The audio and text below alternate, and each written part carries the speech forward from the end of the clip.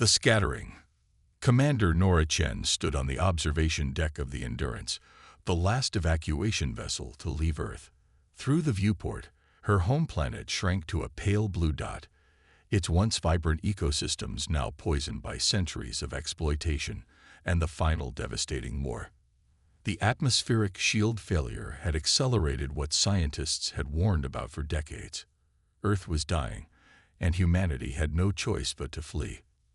Final headcount, Dr. Abrams, she asked, her voice steady despite the grief threatening to overwhelm her. The ship's chief science officer consulted his tablet. Just under 50,000 aboard the Endurance. Combined with the other 17 evacuation ships, we've saved approximately 8 million humans. He paused, the unspoken reality hanging between them. Over 10 billion had been left behind. Nora closed her eyes briefly. And the sanctuary program? Unclear.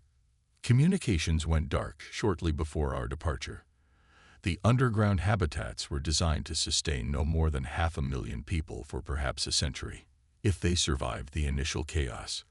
Dr. Abrams left the sentence unfinished.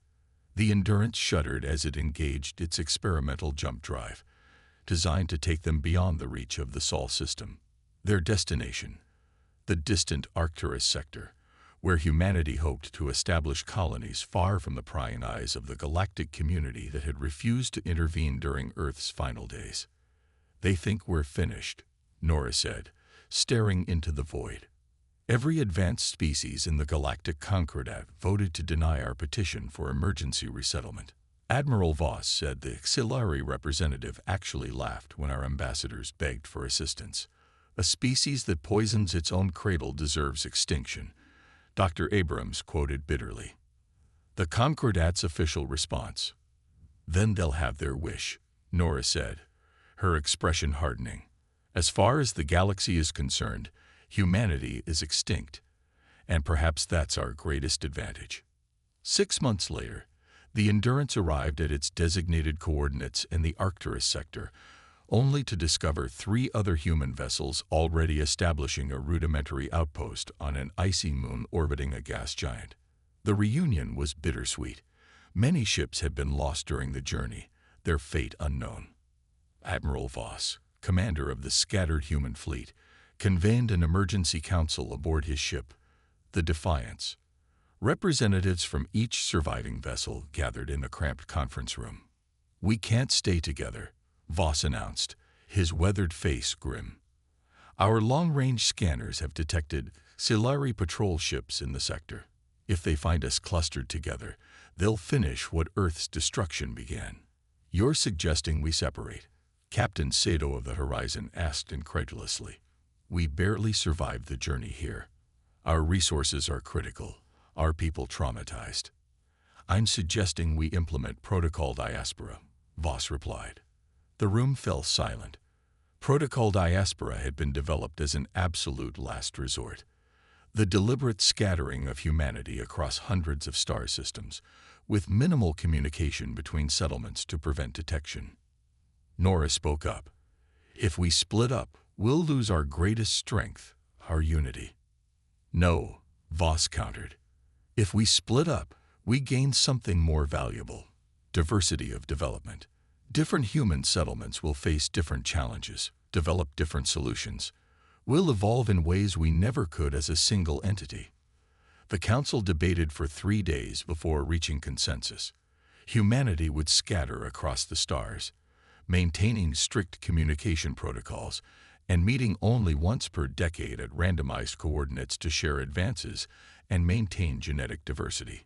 Each ship would seek out a habitable world or establish space habitats in resource-rich systems. Over the following decades, humanity adapted in ways no one could have predicted.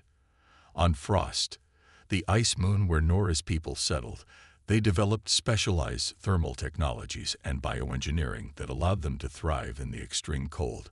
The colonists of the Horizon, who established an orbiting habitat around a neutron star, pioneered radiation-resistant materials and quantum computing beyond anything developed on Earth. The settlers of New Terra, led by Admiral Voss, focused on stealth technologies and advanced propulsion systems, always staying one step ahead of Silari patrols. And deep in an unexplored nebula, the descendants of the Liberty developed unprecedented genetic modifications that enhanced human capabilities. 50 years after the Exodus, the representatives of the scattered human settlements met at the predetermined coordinates. The changes were already evident. Diversity in height, skin pigmentation, even subtle anatomical differences reflecting adaptation to various environments. But more striking were the technological advances each group brought. The Xilari believe we are extinct, Voss told the assembly, now an old man supported by exoskeletal enhancements. Their official records classify humans as failed species designation E775. And yet, here we are, not merely surviving but evolving. The gathering was interrupted by an emergency transmission from the outer sensor network. Silari warship detected. They're scanning the area. The humans scattered immediately, returning to their hidden settlements. But the close call confirmed what many had suspected. The Xilari were not merely content with humanity's exile. They were actively hunting down any remaining human outposts. In the following decades, several human settlements were discovered and destroyed by Xilari forces.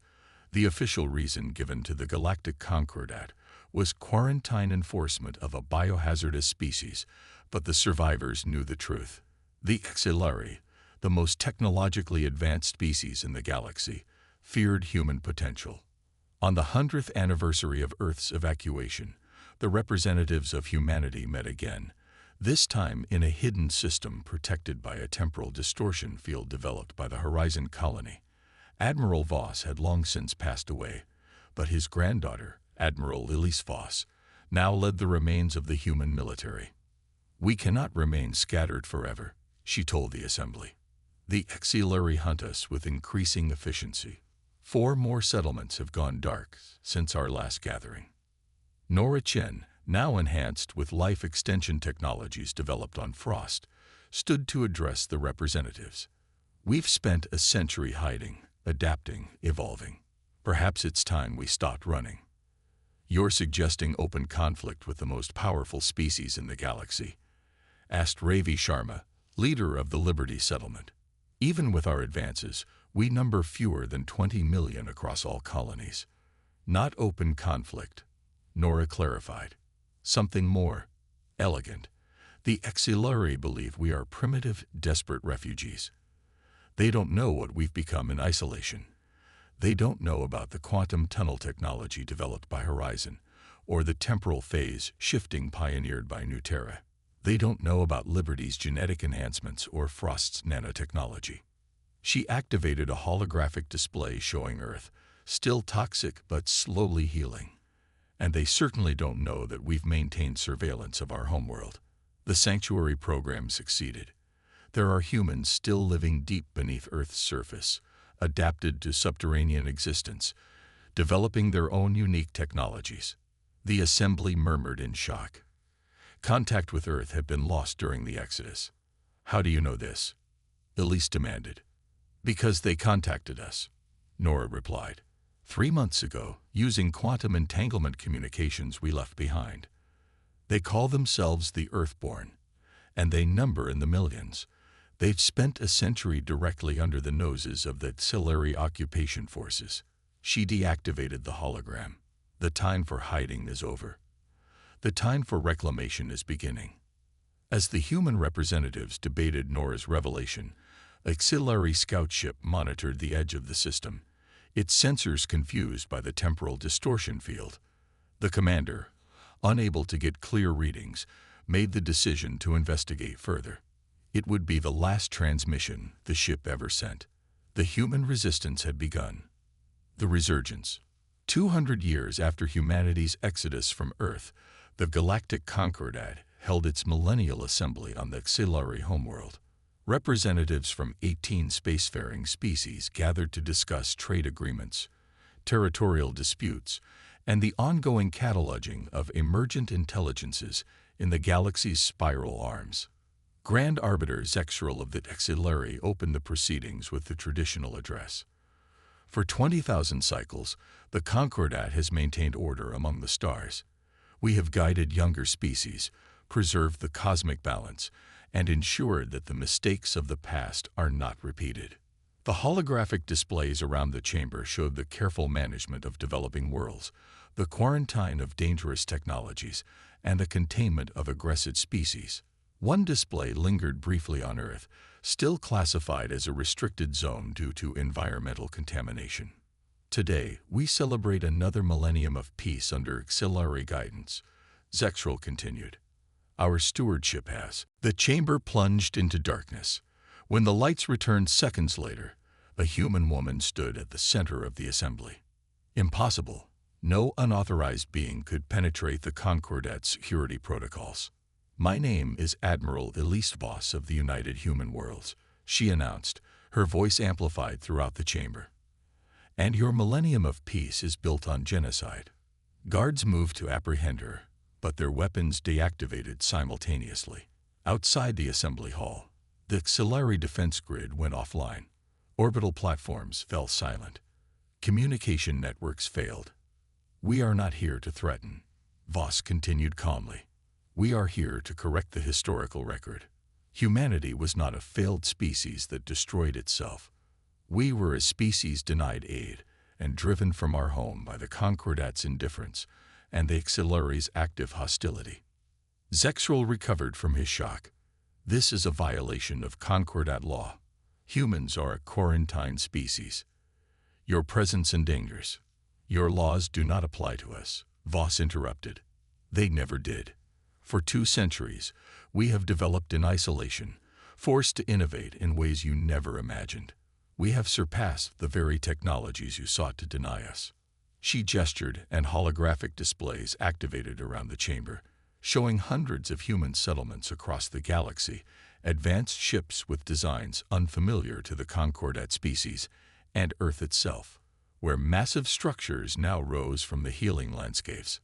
While you believed us scattered and broken, we unified. While you hunted our refugee ships, we established colonies in dimensional pockets your sensors cannot detect. While you occupied our homeworld, we thrived beneath your feet. The displays showed humans emerging from massive underground complexes on Earth, greeting the descendants of the Exodus who had returned in ships capable of bypassing all auxiliary defenses. Humanity never died. We evolved. The reaction among the Concordat species ranged from fear to outrage to fascination. The Andari, longtime rivals of the auxiliary, seemed particularly intrigued by this development. Diplomat Marcus Chen stepped forward, taking his place beside Admiral Voss. We come to you now not as supplicants, but as equals. Humanity reclaims its place among the stars and its homeworld. This is non-negotiable. You threaten war? Zexral demanded. No, Chen replied. We offer peace.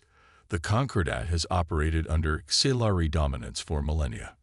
We propose a restructuring. A true council of equals, where no species dictates to others. He activated another display showing the advanced technologies humanity had developed. Clean energy systems beyond anything the Concordat possessed. Medical techniques that could cure diseases thought incurable. Propulsion systems that made even the fastest auxiliary ships seem primitive. We could have returned with weapons, Chen said. Instead, we offer cooperation. The choice is yours. The Andari representative stood. The Andari Union supports the human proposal. For too long, the auxiliary have claimed to guide the galaxy while serving their own interests. Other representatives began to voice support. The balance of power was shifting before Zexral's eyes. In orbit above Earth, the United Human Fleet maintained its position. Ships from the scattered colonies, each with unique designs reflecting their different development paths, stood alongside vessels crewed by the Earthborn, who had spent centuries adapting to life beneath the planet's surface. Captain Sophia Liu of the Frost Contingent monitored communications from the Concordat Assembly. They're debating whether to recognize us or attack, she reported to Admiral Jonas Reyes, commander of the Earth Defense Forces. Let them debate, Reyes replied. Our position is secure. Secure was an understatement. In the centuries since the Exodus, Humanity had developed technologies that operated on principles that Xilari had never explored. The Liberty colonists had enhanced human cognition through targeted genetic modification, allowing for intuitive understanding of quantum mechanics. The Horizon settlement had mastered manipulation of subspace, creating weapons that could bypass conventional shields. And the Earthborn had perfected nanotechnology that could restructure matter at the atomic level. Most critically, humans had learned to cooperate across their differences. The diversity that Admiral Voss had foreseen had indeed become humanity's greatest strength. 3 days after Admiral Voss's appearance at the Concordat Assembly, the Galactic Council, reformed without Xilari dominance, officially recognized the United Human Worlds as a sovereign power. Earth's quarantine was lifted. Human representatives were appointed to all major council committees. The reclamation of Earth accelerated. While parts of the planet remained uninhabitable, vast regions had recovered during humanity's absence. The Earthborn emerged fully from their underground cities, their pale skin and enlarged eyes evidence of their subterranean adaptation. They greeted their cousins from the stars with cautious optimism. "We kept the faith," Elder Thomas of the Earthborn told Elise Voss during the ceremonial reunification. "For generations, we told our children of the ships that escaped that one day humanity would return united and strengthened. And we never forgot our origins," Voss replied. Every colony, no matter how far-flung, maintained Earth's cultural archives. Its art, its music, its literature. The integration wasn't without challenges. 2 centuries of separate development had created distinctive human cultures and even subtle biological differences. But the shared heritage of Earth provided common ground. 1 year after humanity's return to the galactic stage, Marcus Chen addressed the reformed Galactic Council. "Humanity's journey has taught us that diversity is not weakness but strength. Adaptation is not surrender but evolution.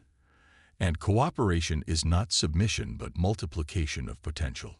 The council chambers, now located on neutral territory rather than the Xilari homeworld, had been redesigned to accommodate representatives from all recognized species equally. Even the Xilari, diminished in influence but still respected for their ancient wisdom, participated fully in the new order. "We do not seek dominance," Chen continued. "The Xilari's mistake was believing that guidance must come from control. Humanity offers a different model, collaborative advancement, where each species contributes its unique perspective and abilities." The human delegation presented their most ambitious proposal yet, the Ascension Initiative, a multi-species research program combining the unique cognitive approaches of each participating civilization to solve problems that had stymied individual species for millennia. As the council deliberated, Elise Voss stood on a balcony overlooking the new capital of United Earth. The city blended architectural styles from all human settlements, with towering spires reflecting Horizon aesthetics alongside the practical efficiency of Frost designs and the organic curves favored by the Liberty colonists. "We've come further than Admiral Voss could have imagined," said Nora Chen, now the eldest living human who remembered Earth before the Exodus, her life extended through technologies developed across the scattered colonies. "He knew our potential," Elise replied. "He saw that our greatest strength wasn't our technology or our resilience, but our diversity, our ability to follow different paths and then bring our discoveries together." Below them, humans from 100 worlds mingled with visitors from across the galaxy. Earth was becoming what it had never been before, not just humanity's home, but a true cosmic crossroads. "They thought humanity was gone," Nora said softly, echoing the words that had sustained the scattered colonies through their darkest moments. "But we came back stronger than ever." The stars above shone brightly on a humanity united, evolved, and finally taking its place in the galactic community, not as conquerors or refugees, but as innovators, mediators, and explorers. The species that had once poisoned its cradle had learned to nurture instead, and in doing so, had transformed not just themselves, but the very nature of galactic civilization.